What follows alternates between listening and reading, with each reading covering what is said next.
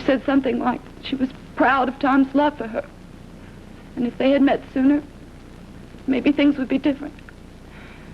But she'd committed herself to marrying my father, and she was going to go ahead with it.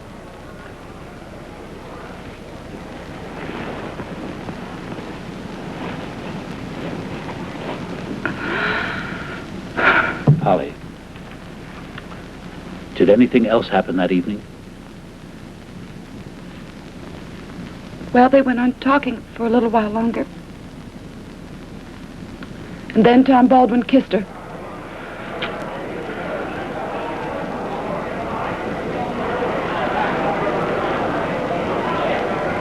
You saw that? Yes.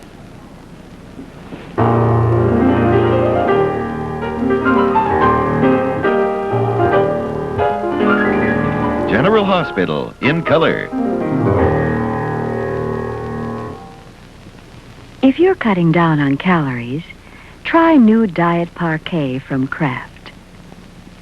With every serving of this modern-day table spread, you cut out half the calories of margarine. On every slice of hot toast, on every ear of sweet corn, on every helping of green beans, you cut out half the calories. But half the calories is only half the story of new Diet Parquet. There's flavor, too. A sweet, mouth-melting flavor. Or Kraft wouldn't call it Parquet. Convenience?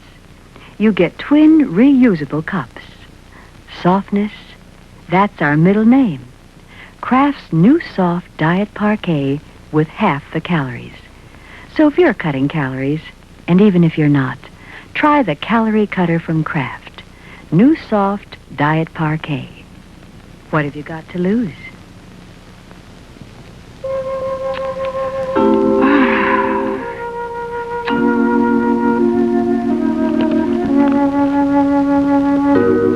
Morning, Lucille. Meg, did you read this? Stepdaughter testified as to witnessing love scene by defendants in Prentice case. Lucille, I know that. Well, I don't believe it. She's lying. She must be. How much did you read? Well, I just opened the paper. Well, they make it sound worse than it was. Oh, the night before the wedding. Oh, no. He'd always love her. And then they embraced. Oh, I don't believe it. I just don't believe it. Lucille, They're all asking for copies of this morning's newspaper. There must be something in the early news. Gosh. McGillis, haven't you something else to do? No wonder they're all asking for the newspaper. Should I go get a few extra copies, Miss Mark? No, you certainly will not. Mrs. Prentice and Dr. Baldwin. I never would have guessed it. Would you, Mrs. Baldwin? Sharon, don't you have temperatures and pulses to do? And will you stop talking about that newspaper? Yes, ma'am. General Hospital sure is getting famous. Well, I don't believe it. It sounds true, but I don't believe it. Oh, Lucille, of course it isn't true. Lucille, Tom and Jessie never had an affair. You know that. Well, of course I know that, Meg.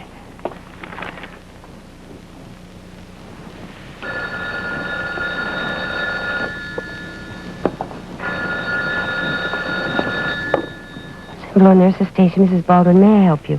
Meg, this is Steve Hardy. Yes, Dr. Hardy. I know I'm a little late, but I should be there in about 20 minutes. Any problems? No medical problems. I suppose you've read the morning newspaper about Polly Prentice's testimony. Well, I was in court and heard it. I was just telling Audrey about it. How is Audrey, Steve? Oh, she's coming along fine, thank you. Good. Give her my love. I will. Tell me, are the patients upset about the trial? Well, of course, they all know about it. They've read the newspapers and listened to the news broadcasts. Well, I'm afraid we can't do anything about that. I'll be in shortly, Meg. Goodbye.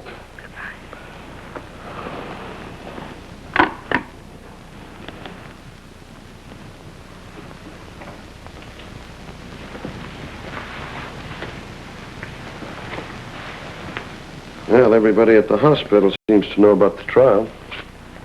Polly's testimony surprise you? I had no idea she had anything damaging to say. I knew that Tom had admired Jessie, but I admit I was a little surprised that he went over to see her the night before the wedding.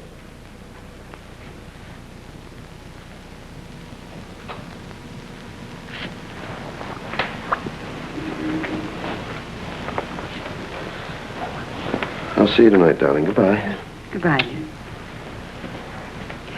Darling,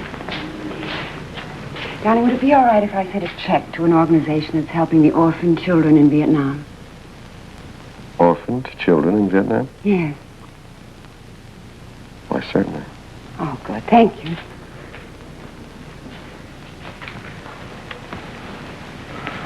Audrey, I wish you could get interested in something more cheerful. The more I read about them, the more I see them on television, I can't help wanting to help them. Darling, do you realize that there are thousands of these orphan children separated from their parents? Some of the parents are even dead. I'd feel so much better if I could help them. Well, sure. I can't stop thinking about them. Sick and miserable and undernourished and needing help. Audrey, I feel very sorry for them, too, and by all means send them some money, but I don't think it's good for you to brood about them too much. Well, isn't that better than brooding about the loss of my own baby? I don't want you to brood about anything, Audrey. Oh, darling, I'm trying not to, and I'm sure I'll be all right once I can have a baby again.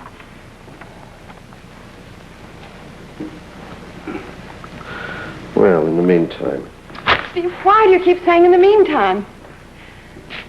You know, sometimes I think you're very pessimistic about our next baby. Audrey, please.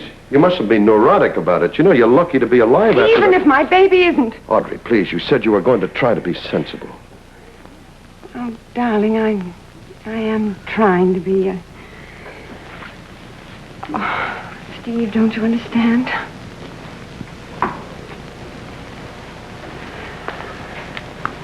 I'm sorry, honey. You go ahead and send that check. Look, why don't you get out of here for a while today? Do some shopping or go for a nice long walk. It's a lovely day outside.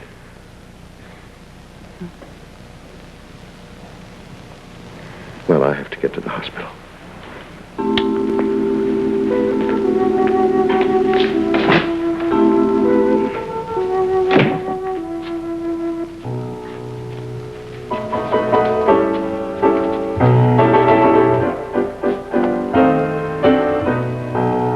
We'll return to General Hospital in just a moment. Back in the kitchen where you belong. A dishwashing liquid that thinks it's a hand lotion. You're Dove for dishes, remember? And you belong in the kitchen. Oh, I know, washing dishes made my hands real dry. And then you came along and undried them. Oh, no. Dove for dishes, the dishwashing liquid that thinks it's a hand lotion. Got dry hands? Undry them with Dove. I'm going to show you the big difference between Breeze and any other great detergent. The difference is Spring Bouquet, Cannon's new flowered towel designed exclusively for Breeze. You get a bath towel, or a dish towel, or a face cloth. So don't buy those other great detergents. Buy this great detergent, New Breeze with borax. And when it's gone, you'll have something better than an empty box.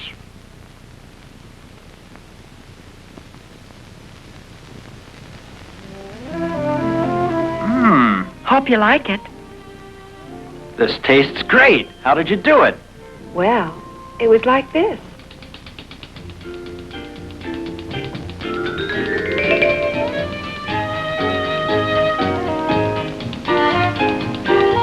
When you want creamier, richer tasting food, start with Carnation evaporated milk. It's velvetized. And that's how I did it.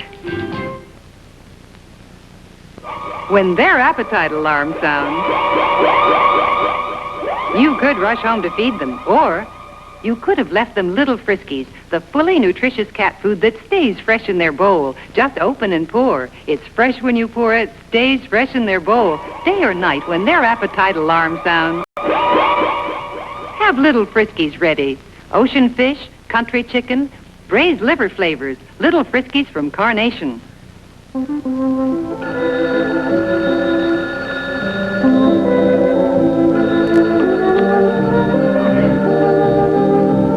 I'll get that, Lucille, dear. Oh, thank you, Meg. Central Nurse's Station, Mrs. Baldwin. May I help you? This is Phil Brewer, Meg.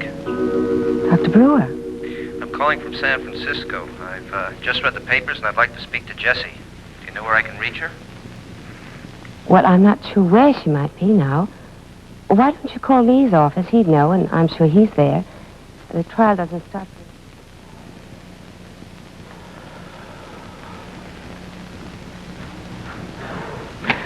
Lee, tell me, how badly do you think that Polly's testimony has really hurt us? I think it was very damaging, Tom. Well, it's the backbone of the prosecution's case. It establishes a basis for a possible conspiracy. It gives them something they've been looking for, a motive. Yeah. Of course, I know I'm going to be able to cross-examine Polly today, but I realize the danger is that I can be giving her an opportunity to emphasize what she's already said, and I don't want to do that. No, of course not.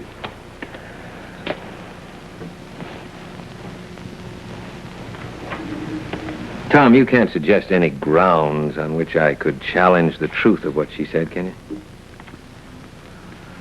I'm afraid I can't, no.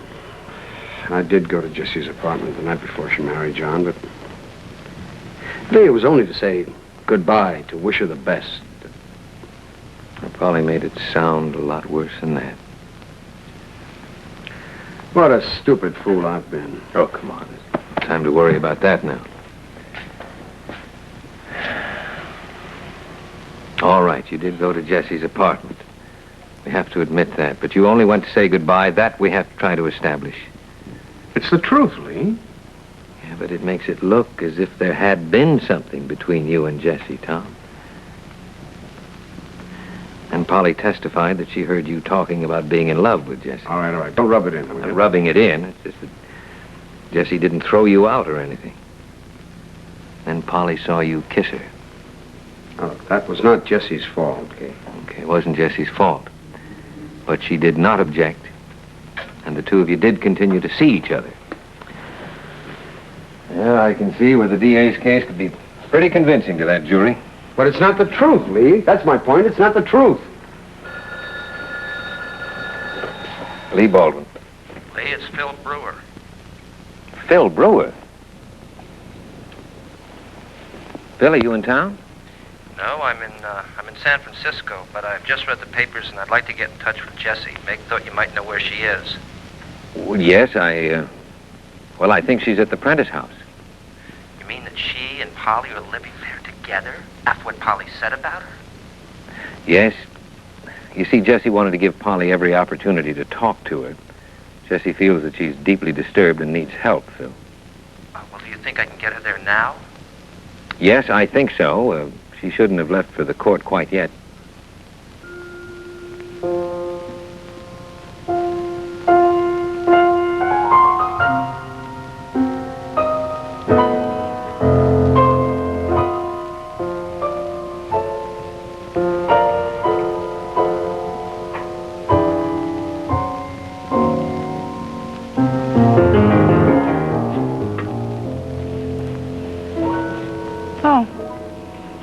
Morning, Polly.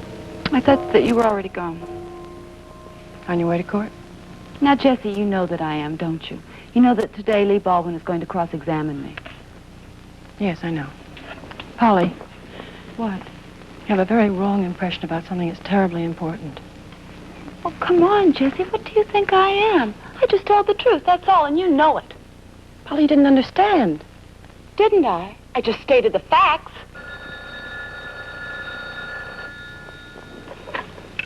Hello? Yes, just a minute. It's for you, Jessie. Thank you.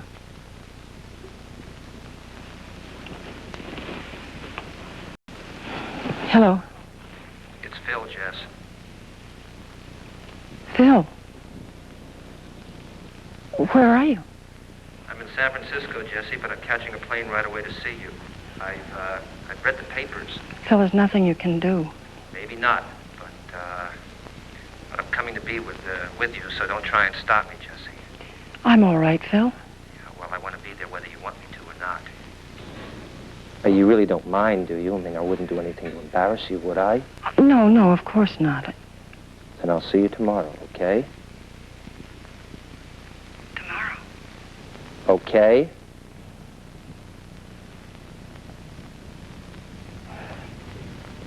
Okay. Thank you very much, Phil. I'll see you tomorrow. Goodbye, Jessie. Bye, Phil.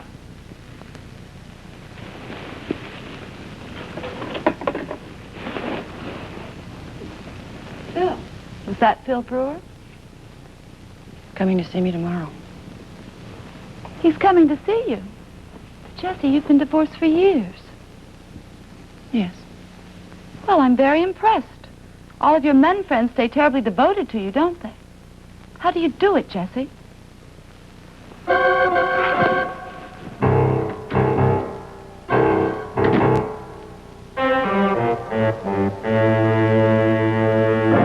We'll return to General Hospital in just a moment. Excuse me, Dad, I'll be a minute. Mary Ann, will you... All right. Oh, What is it? I'm trying to get shade. Go shave. I'm going. You get home early. Oh, boys.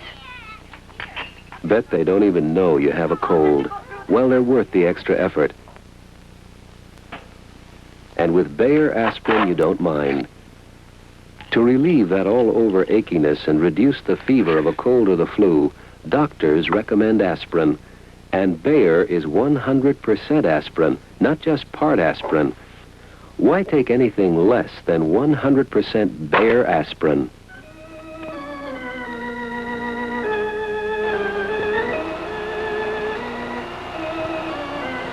Stay tuned to this channel for No aches, no fever. They may never know you have a cold. Bayer works wonders.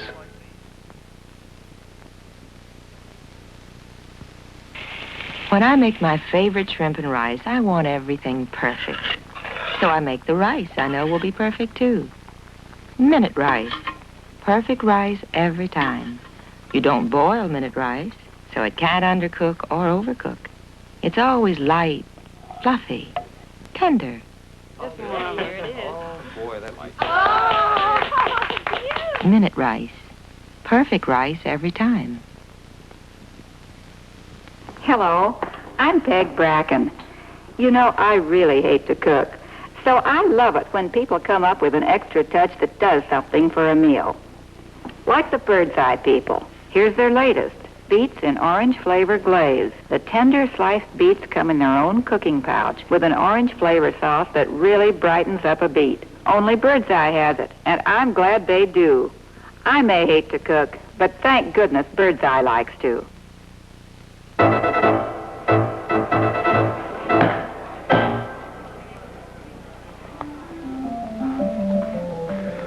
Does counsel for the defense wish to cross-examine the last witness in the case of the state against Prentice and Baldwin?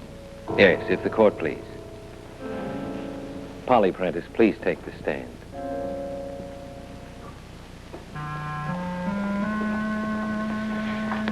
Miss Prentice, I wish to remind you that you are still under oath. Yes, sir. You may continue, Mr. Counselor. Thank you, Your Honor.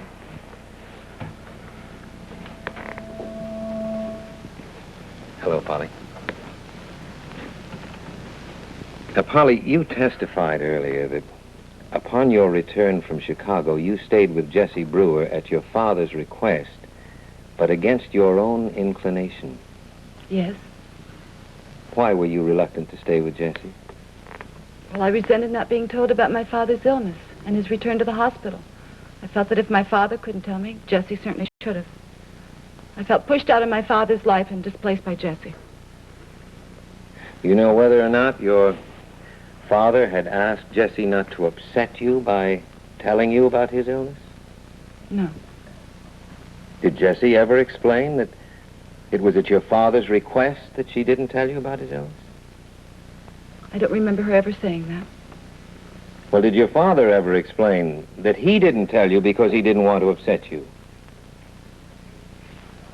Yes, he did say something like that. Well, then, doesn't it seem likely that he would have asked Jessie not to tell you for the same reason? I object, Your Honor. This is a purely hypothetical question asked merely to make an impression on the jury. Yes, the objection is sustained. The counselor will be careful to limit all questions to matters of fact known to the witness. Yes, Your Honor.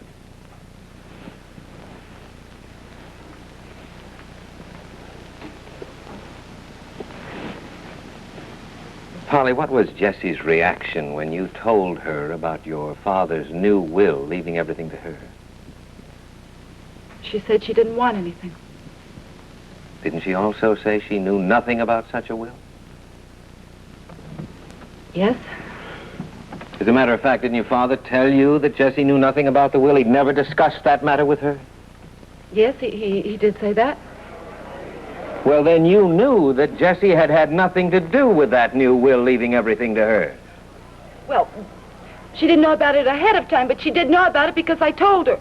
And she said she was going to talk to my father to persuade him to change it.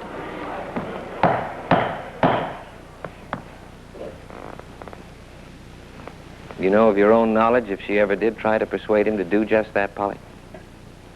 She said she tried. You have any reason to doubt Jessie's word? Well, I certainly know nothing was done about it. If she had spoken to my father and said she wanted nothing, he wouldn't have insisted. But I don't believe she ever mentioned it to him. You don't know that for a fact, do you? Well, no. But then she started to tell me not to discuss it with my father, that it would upset him. It was dangerous for him to be upset with the heart condition. She said I could talk to him about it after he recovered. But he never recovered. He was killed instead.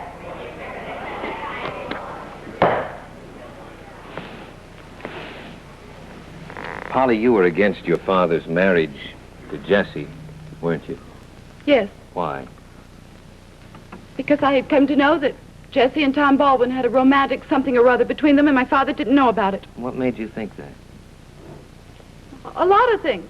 The way Tom Baldwin was always defending Jessie. Defending her when you attacked her. No, when I criticized her. About anything, even about little things. And that made you suspicious that he was in love with her? Yes. What else made you suspicious, Polly? When I found out that Tom Baldwin was only paying attention to me just to please Jessie. Do you have any explanation as to why Jessie would ask Dr. Baldwin to be attentive to you? Yes, of course. So I wouldn't suspect what Tom and Jessie were really doing.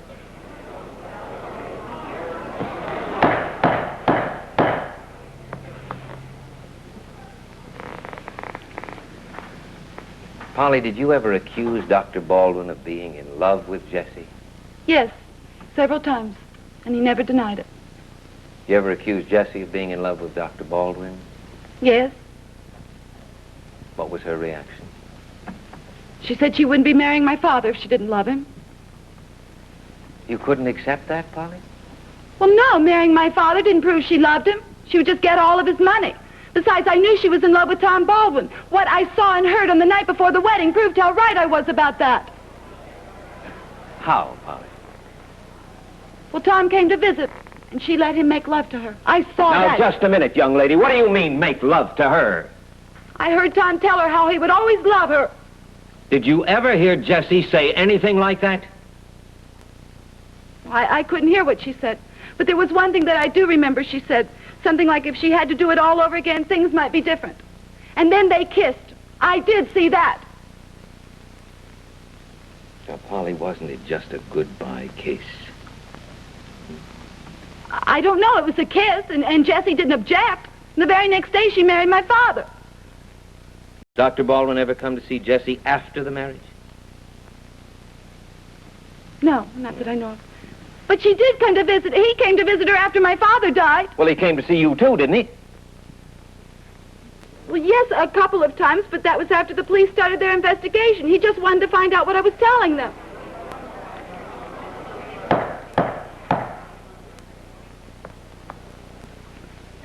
Now, Polly, did you see your father the night he died?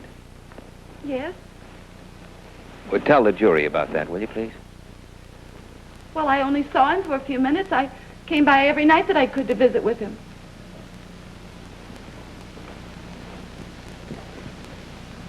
You can't cast any light on how your father met his death, can you? Cast any light? Mm-hmm. No. The autopsy showed what happened. That's all I knew about it. I see.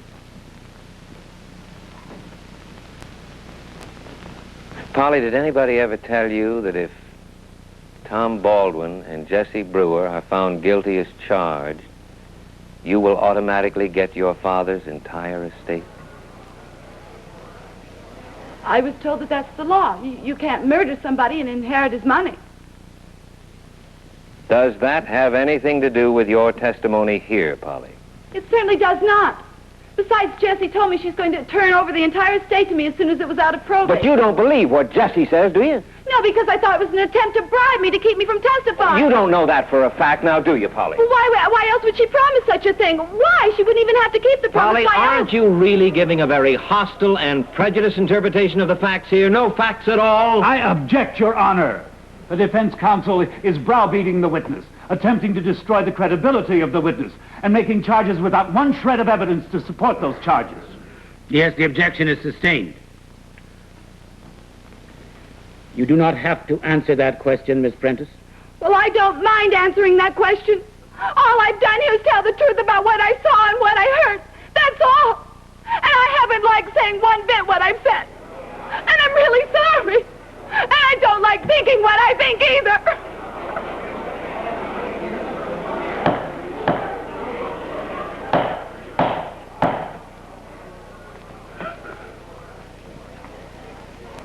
Well, any more questions, Mr. Counsel?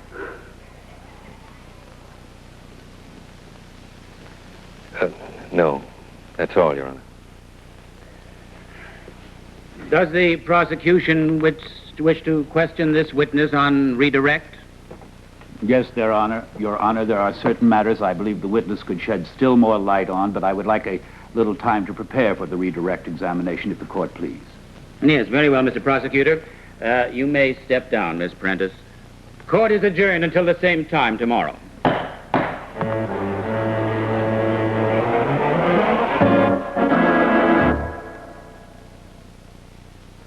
As you go through the years, your hands and elbows and shoulders go through a lot. Twisting, straining, lifting, carrying. Soreness may set in. Sometimes arthritis. Mentholatum deep heating rub can help with the minor pains of arthritis. Rub it in gently. Feel its deep heating action sink into those painful joints. Warming, relaxing, replacing pain with soothing heat. It can't bring back the sunshine of youth, but it can start a glow. Mentholatum deep heating rub with deep heating action. Deep heating. And for relief of head cold congestion or clear breathing anytime, use mild mentholatum ointment. Apply to the nostrils and breathe easier. Stay tuned for Dark Shadows in color next over most of these ABC stations. This is Ed Chandler inviting you to tune in tomorrow and every weekday for General Hospital.